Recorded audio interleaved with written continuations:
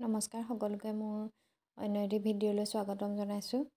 আজি মই আমাৰ শিক্ষাগুৰুসকলৰ সহায় হোৱাকৈ সাপ্তাহিক পৰিকল্পনাখনৰ সাংখ্যিকতাৰ বিষয়টোৰ ওপৰত এতিয়া আলোচনা আগবঢ়াবলৈ লৈছোঁ। আমাৰ এতিয়া যিহেতু প্ৰশিক্ষণ চলি আছে, এই প্ৰশিক্ষণৰ প্ৰথম দিনৰ 3 নম্বৰ যিটো ছেশ্যন আছে, সেই ছেশ্যন অনুসৰি আমাৰ সাপ্তাহিক পৰিকল্পনাখনৰ সাংখ্যিকতাৰ বিষয়টোৰ ওপৰত এটি আলোকপাত আছে।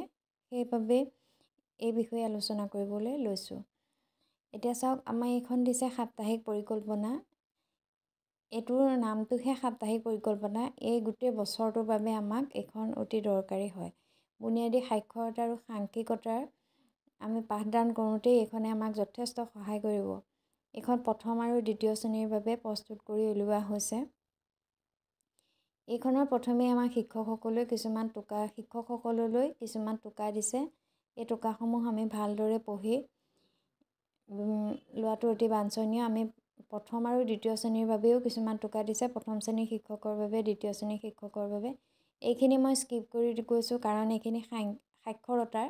আজি মই সাংখ্যিকতাৰ বিষয়েহে ইয়াত আলোচনা কৰিম, সেইবাবে ইয়াৰ পৰা সাংখ্যিকতাৰ বিষয়ে আলোচনা কৰিব লৈছোঁ। এতিয়া আমাৰ যিখন অসম ৰাজ্যিক শিক্ষা গৱেষণা পৰিষদে প্ৰথম আৰু দ্বিতীয় শ্ৰেণীৰ নতুন পাঠ্যপুথিসমূহ প্ৰস্তুত কৰি উলিয়াইছে, আৰু এই পাঠ্যপুথিসমূহ কি হৈছে আমাৰ বিদ্যালয়সমূহলৈ প্ৰেৰণ কৰিছে।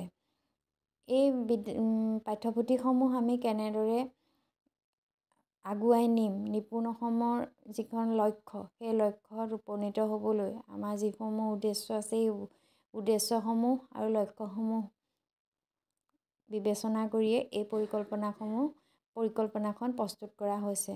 এই পৰিকল্পনাখনৰ মুঠতে গোটেই 2025 বৰ্ষৰ শিক্ষাবৰ্ষত, এটা শিক্ষাবৰ্ষত 29ৰ পৰা 36টা সপ্তাহ আছে।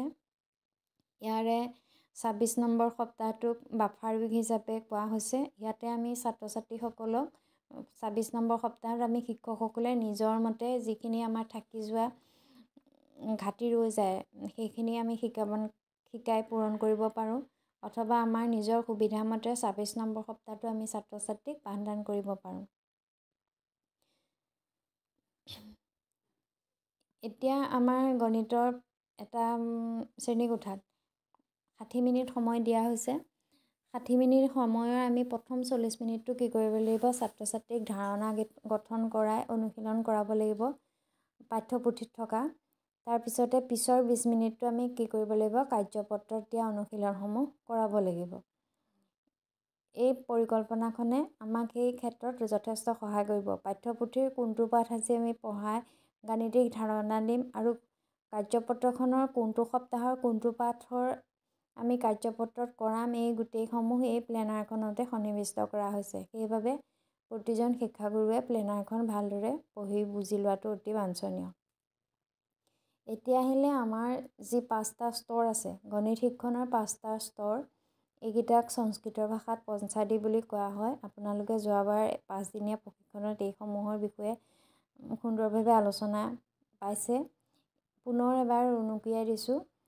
এইখিনি প্ৰথমৰ স্তৰটো হৈছে অদিতি, তাৰপিছত বোধ, তাৰপিছত অভ্যাস, তাৰপিছত প্ৰয়োগ আৰু প্ৰচাৰ। প্ৰথমে আহিলে অদিতি। অদিতিত কি হ'ব, আমি কোনো এটা পাঠ পৰিকল্পনা কৰি, আমি শিক্ষক এজনে পাঠ এটা পৰিকল্পনা কৰি কথোপকথনৰ মাজেৰে প্ৰথম ছাত্ৰ ছাত্ৰীৰ আগত পাঠটোৰ পৰিচয় কৰি দিম। সেয়া হৈছে অদিতি।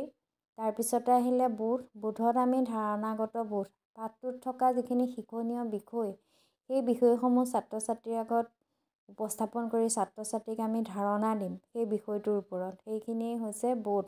আমি যেতিয়া ছাত্ৰ ছাত্ৰীক ধাৰণা দি তেওঁলোকৰ বোধগম্য কৰাম, তাৰপিছত অভ্যাস কৰিম। অভ্যাসৰ পিছতে আহিব প্ৰয়োগ। যেতিয়া ছাত্ৰ ছাত্ৰীয়ে অভ্যাস কৰিব, অভ্যাস কৰাৰ পিছত তেওঁলোকে বাস্তৱ ক্ষেত্ৰত এইখিনি প্ৰয়োগ কৰিব, আৰু প্ৰয়োগ কৰাৰ পিছতে কি কৰিব, প্ৰচাৰ কৰিব। প্ৰচাৰ যেতিয়াই কৰিব, তেতিয়াই আমি বুজিম যে ছাত্ৰ ছাত্ৰীৰ বোধগম্যতাৰে তেওঁলোকৰ সাংখ্যিকতাৰ ধাৰণাটো স্পষ্ট হ'ল। তেওঁলোকে ইতিমধ্যে এইখিনি শিকিবলগীয়া অৰ্হতাটো শিকি গ'ল। ইয়াৰ পিছত আহিলে ELPS। ই হৈছে গণিতৰ আটাইতকৈ শিক্ষণ প্ৰক্ৰিয়াৰ আটাইতকৈ গুৰুত্বপূৰ্ণ অংশ। E for experience, L for language, P for picture, C for symbol. এইকেইটাৰ সহায়ত আমি ছাত্ৰ ছাত্ৰীক গণিতৰ শ্ৰেণীকোঠাত আমি এটা পাঠদানৰ কাৰ্য কৰি নিব পাৰোঁ। ই ফৰ এক্সপিৰিয়েঞ্চ অভিজ্ঞতাৰ ছাত্ৰ ছাত্ৰীৰ বাস্তৱ জীৱনৰ লগত মানে যোগসূত্ৰ থকা কিছুমান প্ৰশ্ন সুধি তেওঁলোকৰ বস্তুৰ চিনাকি দি আমি তেওঁলোকক প্ৰশ্ন সুধি যি উত্তৰ দিব সেইটো হৈছে ভাষা। ছাত্ৰ আৰু শিক্ষকৰ মাজৰ যিটো আদান প্ৰদান হ'ব কথা বতৰা, সেইখিনি হৈছে ভাষা। তাৰপিছত আহিলে পিকচাৰ, আমি কিছুমান চিম্বল মানে সৰু সৰু ছবি দেখাই যিটো ছাত্ৰ ছাত্ৰীক ধাৰণা দিম সেয়া হ'ল পিকচাৰ। তাৰপৰা আহিলে চিম্বল, অৰ্থাৎ আমি এখন ছবিত দেখালোঁ তাতে 3টা সৰু সৰু বল অঁকা আছে। সেই বলকেইটা প্ৰথমে সংখ্যাটোৱে লিখা নাই, যেতিয়া হিচাপ কৰি ছাত্ৰ ছাত্ৰীয়ে 1 2 3 বুলি হিচাপ কৰি গম পাব আৰু 3 সংখ্যাটো যেতিয়া সংখ্যাৰে লিখিব, যিটো চিন হয় 3ৰ, সেইটোকে কি বুলি কয়, চিম্বল। এনেদৰে আমি ELPSৰ সহায়ত গাণিতিক ধাৰণা দিব পাৰোঁ। তাৰপিছতে আহিলে GRR, gradual release of responsibility. এই ক্ষেত্ৰত শিক্ষকে প্ৰথমে কি কৰিব লাগিব, প্ৰথমে নিজাববীয়াকৈ কৰি ছাত্ৰজনক পিছলৈ ছাত্ৰীসকলে যাতে নিজে কৰে তেনেদৰে আমি লাহে লাহে এৰি দি পেলাই নিৰীক্ষণ কৰি থাকিব লাগিব। প্ৰথমে আমি ছাত্ৰ ছাত্ৰীসকলক নিজে কৰি দেখাম, মই কৰোঁ, আই ডু। তাৰপিছতে আমি কৰোঁ, ছাত্ৰ আৰু শিক্ষকে একেলগে কৰিব। তাৰপিছতে কি কৰিব লাগিব, ইউ ডু, তুমি কৰা, অৰ্থাৎ তোমালোকে কৰা। ছাত্ৰ ছাত্ৰীসকলে কৰিব আৰু শিক্ষকে তেওঁলোকক নিৰীক্ষণ কৰি থাকিব। এইটোকে কি বুলি কয়, স্কেফল্ডিং, অৰ্থাৎ ঢোকা। আমি যেনেকৈ এজোপা কলগছ হালি গ'লে ঢোকা দি থওঁ, শিক্ষাগুৰুসকলেও তেনেদৰে ছাত্ৰ ছাত্ৰীক নিৰীক্ষণ কৰি তেওঁলোকৰ শিকিবলগীয়া বিষয়টো প্ৰথমে শিক্ষকে নিজে আগভাগ লৈ সকলো শিকাই মেলি পিছত লাহে লাহে ছাত্ৰ ছাত্ৰীলৈ বিষয়টো ঠেলি দিব। সেইটোৱেই হ'ল GRR প্ৰচেছ। ইয়াৰ পিছতে আমাক দিলে সাপ্তাহিক চক্ৰ। আপোনালোক সকলোৱে জানে যে আমাক এটা সপ্তাহৰ 6টা দিনত আমি কি পাঠ পৰিকল্পনা কৰিম, কি ছাত্ৰ ছাত্ৰীক ধাৰণা দিম, এই সকলোখিনি আমাক কি কৰিছে, এই পৰিকল্পনাখন আৰু কাৰ্যপত্ৰখনত সন্নিৱিষ্ট কৰি দিছে। এতিয়া আমি প্ৰথম 4 দিন ইয়াতে নীলা ৰঙেৰে দিয়া আছে, সেই প্ৰথম 4 দিনত আমি কি কৰিম, ছাত্ৰ ছাত্ৰীক পাঠ পৰিকল্পনা কৰি আমি তেওঁলোকক ধাৰণা গঠন কৰিম। যিটো আমাক শিক্ষণীয় অৰ্হতা দিছে, সেই শিক্ষণীয় অৰ্হতাটো এই 4 দিনত আমি ছাত্ৰ ছাত্ৰীক দিম তেওঁলোকক। তাৰপিছতে কি কৰিম, 5 নম্বৰ দিনত পুনৰ একত্ৰীকৰণ আৰু মান নিৰূপণ। একত্ৰীকৰণ হৈছে এই 4 দিনৰ যিখিনি আমি শিকালোঁ, এই গোটেইখিনি একেলগ কৰি 5 নম্বৰ দিনটোত কি কৰিম, পুনৰ আলোচনা কৰিম আৰু মান নিৰূপণ কৰিম, এছেছমেণ্ট কৰিম। ছাত্ৰ ছাত্ৰীয়ে কিমান পাৰিলে, কোনজন ছাত্ৰ কোনখিনিত অকণমান ৰখি গৈছে, ড্ৰবেক, এইখিনি আমি চাই পেলাই ছাত্ৰ ছাত্ৰীক পুনৰ 6 নম্বৰ দিনটোত কি কৰিম, নিদানমূলক পাঠদান কৰিম। আৰু যোনকেইজন ছাত্ৰ ছাত্ৰীয়ে তেওঁলোকৰ শিক্ষণীয় অৰ্হতাটো শিকে তেওঁলোকক আমি সেইদিনা অতিৰিক্ত কাৰ্য কৰাব পাৰোঁ 6 নম্বৰ দিনটোত। এনেদৰে এটা সপ্তাহক আমি কি কৰিব লাগিব, এই প্লেনাৰখনত সুন্দৰকৈ উল্লেখ আছে। এই প্লেনাৰখনে আমাক শিক্ষকসকলক যথেষ্ট সহায় কৰিব। এটা পাঠ পৰিকল্পনাৰ ক্ষেত্ৰত আমাৰ যথেষ্ট কষ্ট হয়, আগৰ নিজে লিখি পাঠ পৰিকল্পনা বনাব লাগে। এতিয়া আমাৰ আৰু সেই লিখি পাঠ পৰিকল্পনা বনাব নালাগে, এইখন চাই আমি এইখনৰ মতে কৰি গ'লেই হ'ল। ইয়াৰ পিছতে আহিলে আমাক কিছুমান চিম্বল দিছে। এতিয়া দেখিছে প্ৰথম চিম্বলটো আমাৰ দুখন হাতৰ মাজত এটা বাকচ। এইটোৱে আমাক কি বুজাইছে, এই যে প্ৰথম 4 দিন তাৰ ধাৰণা দিয়া সেইটো বুজাইছে। এই চিম্বলটোৱে আমাক ধাৰণা গঠনৰ চিম্বল হয়, এইটোৱে বুজাইছে ধাৰণা গঠন কৰা বুলি। প্ৰথম 4 দিনত ধাৰণা গঠন, সেইবাবে ইয়াত নীলা ৰঙৰ ইয়াতে দেখিছে, তাতে সেইটো চিন আছে। তাৰপিছতে আহিলে কাৰ্যপত্ৰ, পাঠ পৰিকল্পনা, এইবোৰে প্ৰত্যেকৰে এটা চিন দিছে। এই চিনসমূহ আমি ভালদৰে লক্ষ্য কৰি এইখিনি মনত ৰাখিব লাগিব আৰু এইমতে আমি আগবাঢ়ি যাব লাগিব।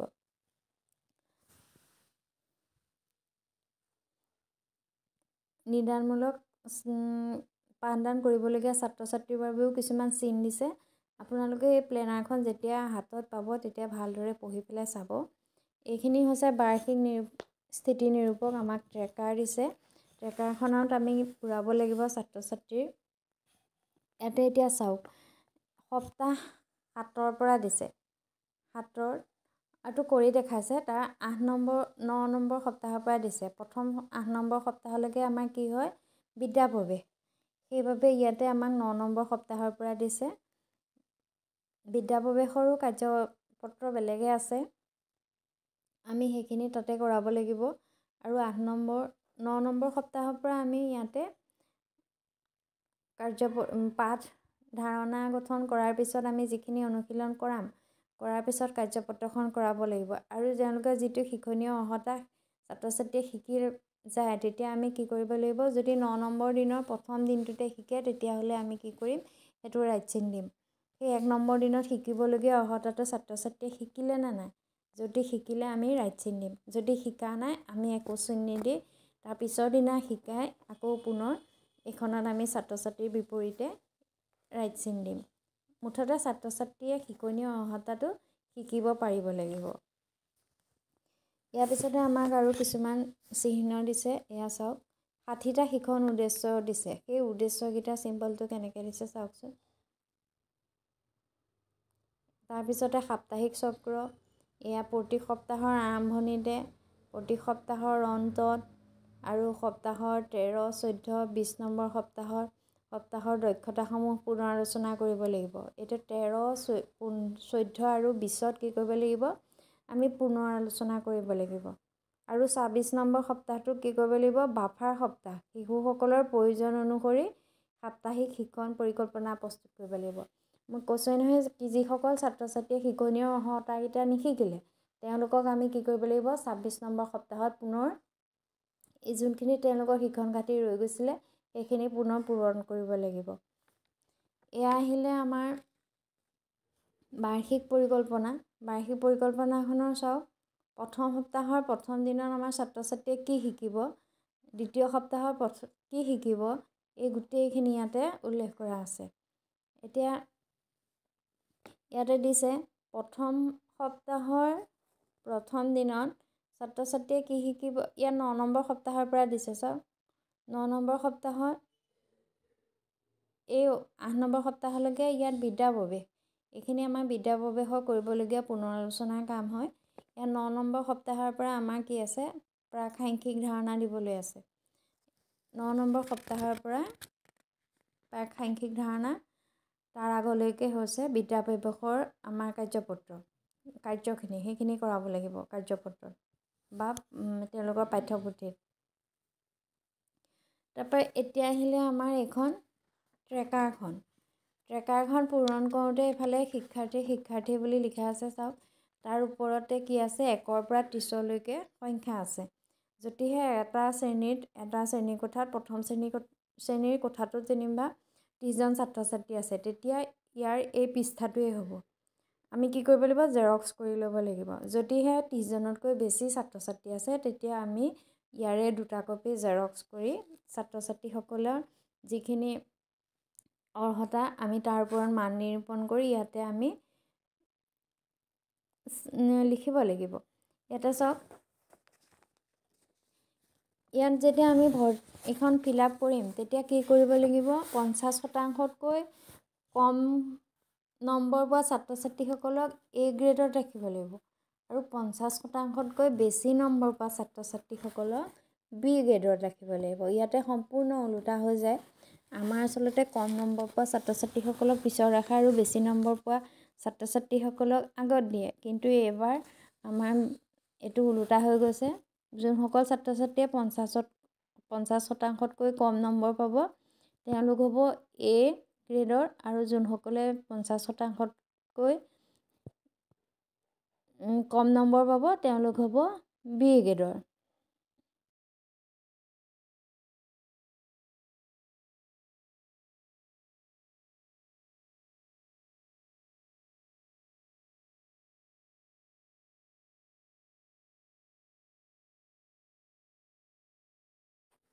এইখন ট্ৰেকাৰখন পূৰাওঁতে আমি মন কৰিব লাগিব যে যিসকল ছাত্ৰ ছাত্ৰীয়ে 50শতাংশতকৈ কম শুদ্ধ উত্তৰ দিব তেওঁলোকক আমি ৰাখিব লাগিব A গ্ৰেডত আৰু যোনসকল ছাত্ৰ ছাত্ৰীয়ে 50শতাংশতকৈ বেছি উত্তৰ দিব তেওঁলোকক ৰাখিব লাগিব B গ্ৰেডত।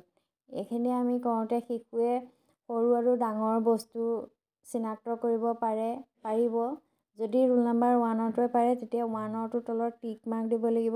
তেনেদৰে আমি এখন ফিল আপ কৰিব লাগিব। তাৰপৰা আহিলে বাৰ্ষিক স্থিতি নিৰূপক। এইখন হৈছে আমাৰ ইয়েৰলি ট্ৰেকাৰখন। এইখন ফিল আপ কৰোঁতে আমি সপ্তাহটোৰ প্ৰথম দিনা কি কৰালোঁ, ছাত্ৰ ছাত্ৰীয়ে শিকনীয় অৰ্হতা গোটেইকেইটা শিকিলে নে নাই, ইয়াতে চাই চাই আমি টিক মাৰ্ক দিব লাগিব।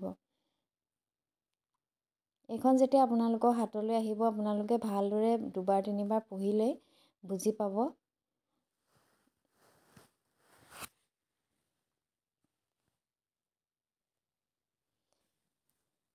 এইখিনি আছিলে আমাৰ আজিৰ সাংখ্যিকতাৰ প্লেনাৰখনৰ ওপৰত শিকিবলগীয়া কথা। আজিৰ ভিডিঅ'টো ইমানতে সামৰণি মাৰিছোঁ। ধন্যবাদ।